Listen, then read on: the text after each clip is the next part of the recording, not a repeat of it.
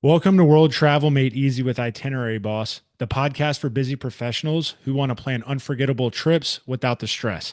If you're craving adventure, relaxation, or cultural immersion, but feel overwhelmed where to start, this is the show for you. Each week, we dive into travel tips, expert strategies, and actionable advice to help you save time, money, and hassle while helping you design your dream trip. From group getaways to romantic escapes to adventure packed journeys and budget friendly tips, we cover it all. I'm Ross, your host and travel enthusiast, with over a decade of experience balancing a demanding career while also planning trips to over 25 cities in Europe, all over the US, Central America, the Caribbean, and beyond. I've mastered the art of stress free planning, and I'm here to help you do the same. If you love what you hear, don't forget to follow the show, leave us a review, as well as share it with a fellow traveler. I want to make your next adventure the easiest and most memorable yet. Now, on with the show. Welcome back to another episode of World Travel Made Easy with Itinerary Boss. I'm your host, Ross. And if you're a first time listener, welcome. We appreciate you tuning in. If you want to hit that follow button on Spotify, Apple, or subscribe on YouTube to make sure you're not missing out an episode each week that comes out. And if you're an avid listener and returning, thank you again for tuning in. We really appreciate it. And we're just piggybacking off last week's Portugal series. We're diving into Lisbon this week. If you're looking to plan a Portugal trip, we actually have recent episodes around the Algarve, Porto, as well as the Azores. And if you want to give us a follow on social media at Itinerary Boss, we post a mini content series really walking you through step by step everything you're going to want to know when you're visiting these destinations. So go give us a follow on Instagram. And we do have, our blog that goes through this in a written format. So if that's the way you like to consume your content, you can check us out on our website. And we also have a free 16-day itinerary that you can download from our website. So check that out if you just want it pretty much, hey, Ross, I want exactly what you guys did. And you can, do whichever piece you want. You don't have to do all 16 days. So want to make sure I mention that. That way, there's a bunch of different ways that you can start to plan your Portugal trip. But now we'll dive into Lisbon. So the first thing is how do you get there? If you're coming from the States, which we are, I'm based out of Charlotte, so we don't have direct flights, but we have some layovers that we can get to. I'm sure they'll probably start to get direct flights, seeing that Portugal is the closest European country to us. So hopefully we'll get those. If you are going from other places, if you're thinking nonstop, they're going to have places like New York, Boston, Miami, Newark on airlines like TAP Air Portugal, United, Delta. But if not, you're going to have some of those connections. And it's about an 8-hour flight once you get to some of those cities. But you may have some in Europe as well. So it's about that 8-hour flight. My suggestion is if you can find a flight that is overnight where you're leaving at 5:30, 7:30, 8:30 p.m. and arriving in the morning to maximize, that's going to be a best way. And if you're trying to get the most sleep on that and you want to fly business class and understand how to do that and use points and miles, if that's something that you're interested in, we actually will be having a lot of exciting. We just had one recently, but Caroline Lapini, but we're also going to be having a bunch of different guests and experts who have been in the points and miles space over 10, 20 years coming on as guests. So tune into those. And I'll also be doing, just starting at the beginning, my experience, step-by-step walkthroughs, tutorials, just keeping it real and how do you get started. And I'll leverage my area of expertise since I opened my first travel rewards credit card in 2015 to really help walk you through that. But if you are wanting to use points and miles, and you are interested, Star Alliance Partner is the one that can get you there on places like TAP Air Portugal, Air Canada, Lufthansa, Turkish Airlines, United Airlines, and you can use Capital One credit cards to then use those miles. So if you are interested in that, go check out our website on our credit cards page. And you can check out some of our favorites, which are the Capital One Venture Rewards credit card, as well as the Capital One Venture X Rewards credit card, to start to learn more about that. And then just continue to stay tuned to upcoming episodes that we have, because we're going to walk you through step by step and make it super simple. And we also highlight all of this in our weekly newsletter that goes out and just walks you through. So a lot of resources that can help. You decide what works best for you personally, and we'll meet you on whichever platform you like to consume your content on. But without further ado, we've gotten, you know, our flights. We kind of understand that, and we're thinking about too. Well, take a step back. When do we want to go? So the best time I always recommend, if you've followed me, is that shoulder season. If you're going to Europe, so that April, May, September, October, you're going to miss the crowds. There's going to be some crowds, but it's not going to be that peak summer season where it's crowded, it's hot, it's more expensive. You're going to get the really good weather. You're going to get that less crowds since kids are back in school, and it's going to be less expensive. So that's my suggestion. I always say stay central. That's going to be the best thing. Like, yes, you might be able to save a little bit of money staying outside, but staying outside of the main central hub. But from a logistics standpoint, it's going to cost you more to do that from a time, and you're probably going to spend the same amount on Ubers, and it's just more of a hassle. So this is from my last episode, but if you were to say, we're flying into Lisbon, and how do you get from the Lisbon airport to, we'll just do where we stayed.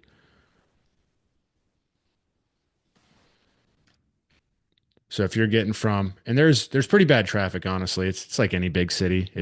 There's traffic, but it's about a 20-30 minute ride, sometimes more, depending on traffic. But you can get an Uber, you can schedule that with your hotel or wherever you're staying, that transportation.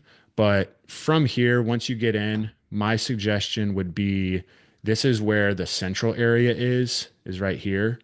And Baxi Barra Alto is where, if you've seen, it's like more of the crazy party spot, but this, which is, you definitely want to walk up to.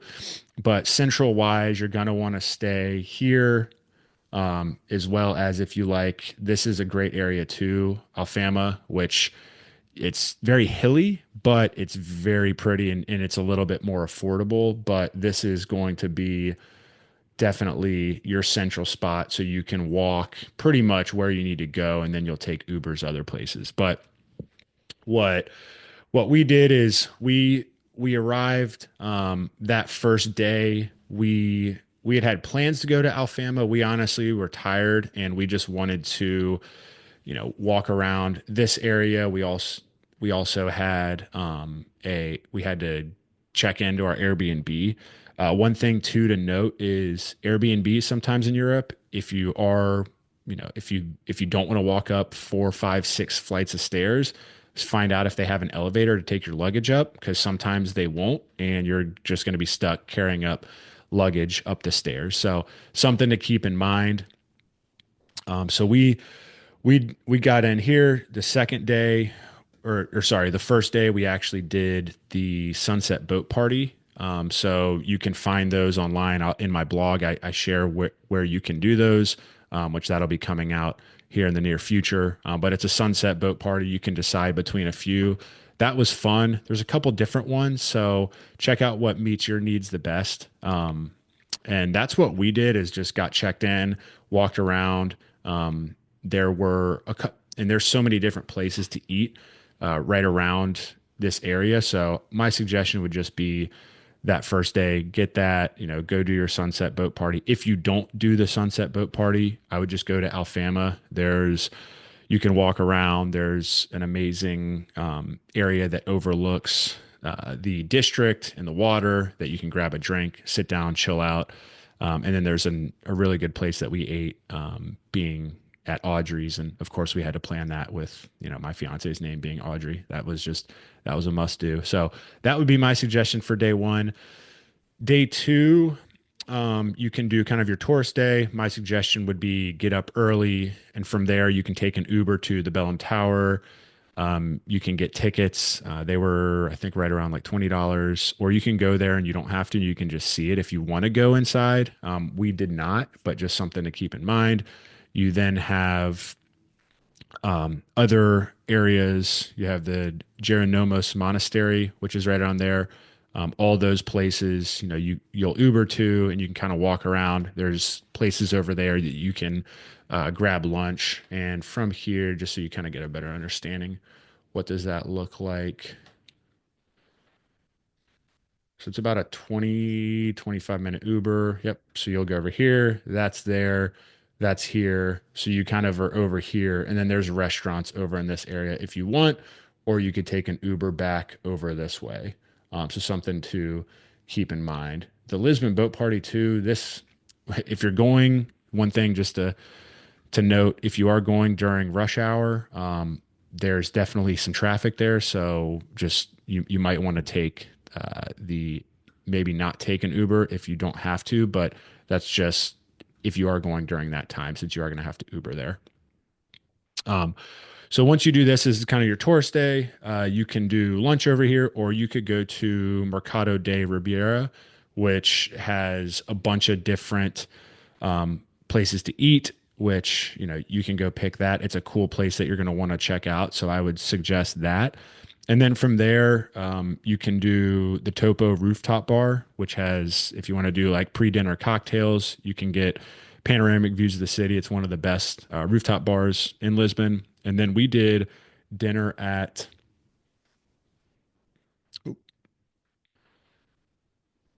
Cervejaria Ramiro.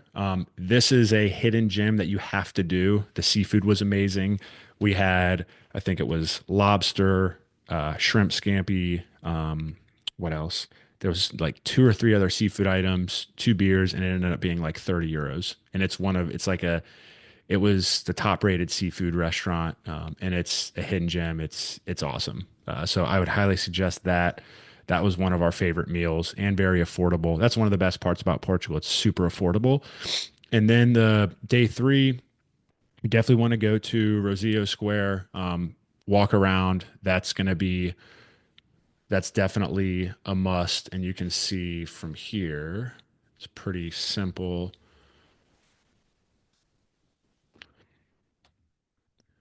And it's a quicker walk than it is drive, right? It's that 5 minute walk, which makes it easy. And there's a ton right around here. And if you can see, right, you have so many restaurants, bars, just kind of everything you need, which is great. So definitely check out this area and the timeout market. You're going to want to do that as well. That has it's a food hall that a lot of people go to. It's great. So go check that out. There's also uh, different viewpoints that you can check out. The ones that we did were Miradoro de Santa Catarina, which we really liked. And then we just grabbed lunch over around that. But you also could do Zé da Moriera, which is one that our Airbnb host recommended. So a lot of options. That's a nice thing is you don't have to go to these restaurants. If you want to, you can. I would highly suggest the seafood one, Topo, and then you can, ask your Airbnb host. There's so many different amazing restaurants, and even if you're just like walking down, sometimes the hole in the walls are the best. And then that last night, we actually went to Bar Terrace. This was an awesome rooftop bar, amazing food, good vibe. Make sure you're booking reservations in advance for this. Make sure you're also booking reservations in advance for this one as well. So that was it. I mean, it's a lot of walking. I would just suggest making one or two dinner reservations, doing some of the tourist stuff one day, and then just walking around. I mean, there's a ton of stuff to do, and just kind of indulge in the culture. Getting around, you have trams, buses, the metro. You also can do Uber, but it just kind of depends on what you want. If you want to get a Lisbo card for the unlimited public transportation, and you can get that for discounted entry to attractions. If you do have more than 3 days, you could do a day trip to Sintra. I've heard that's great. We did not just because we had 3 days, but you also can travel if you've followed our last episodes. You can travel up to Porto from here, which it's about a 2 hour drive, and then to Algarve, you can take the train. There's plenty of trains out of Lisbon, and you would just take that train to the Faro train station. It's about 3 hours with traffic. So not two. I don't know why I thought it was two. Yep. So 3 hours with traffic. We flew from Porto down to Faro. So easy ways, and there's also trains. So pretty easy to get to, and that's why it's nice from a central standpoint. You can see Centra up here is about a 45-minute drive. And then from a budgeting standpoint, very affordable. A bunch of different places that you could stay. Just if you want to stay Airbnb, you can. That's what we did. If you want to stay in a Verbo, that's nice because you can use that with, you can start to maximize your one key cash awards through Expedia. And then also, if you have some of the credit cards that we discussed or other credit cards, sometimes those will then get you a certain amount of points on the back end. So you're kind of maximizing those points. And then if you are wanting to stay, if you do have hotel rewards or status with places like Marriott, Hilton, Hyatt, IHG, check those out in the portal, kind of see. And then from there, one of my favorite strategies we did, since we stayed in Airbnb, we didn't leverage it. But if you wanted to stay in a Hyatt property using a certain bank's points, that you then can transfer over and maximize that. So that was really, the best stuff that we did. There weren't really many tourist traps. I mean, I wouldn't take up the elevator. That's one thing that people wait for, and it's not worth it. You just walk by it and then walk around it. That would be my suggestion, and just enjoy it, walk around. But yeah, Lisbon was a good time. I would highly suggest it, and hope you enjoyed this episode. If there's anything more you'd like to see, if you'd like us to do deeper dives, leave a comment. If you're wanting to learn more about how to use rewards, points and miles, stay tuned for some of these upcoming episodes with expert guests. And we can also do a deep dive into how to get to Portugal on those from another destination standpoint. We do have some exciting episodes coming out around Greece as you're starting to plan those trips for summer shoulder season. So tune into those. And again, make sure you give us a follow so you don't miss out on any episodes. Share this with a family or friend that would love to travel more. And if you have any questions, feel free to reach out. We always are trying to help you save time, money, stress on travel, and get you traveling more. So stay tuned for next week's episode.